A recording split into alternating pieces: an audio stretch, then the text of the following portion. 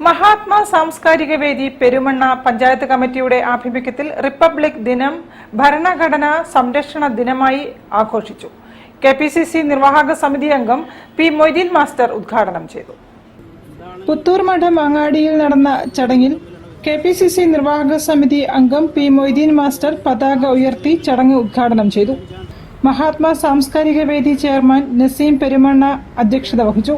മുൻ കോൺഗ്രസ് മണ്ഡലം president MA Prabhakaran പ്രതിജ്ഞ ചൊല്ലിക്കൊടുത്തു.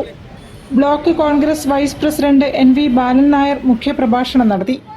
മഹിളാ Congress block president Prabhavathi MK, DKTF ജില്ലാ സെക്രട്ടറി ഗൗരി ശങ്കർ, ഗ്രാമപഞ്ചായത്ത് അംഗം KP Rajan, Dalit Congress block president TT Subramanian, Perumanna service സഹകരണ ബാങ്ക് ഡയറക്ടർമാരായ PN Radhakrishnan, C Mustafa, youth Congress ഭാരവാഹികളായ രാജീവ് KP, രാഗേഷ് ചമ്മടത്ത് തുടങ്ങിയവരും സംസാരിച്ചു.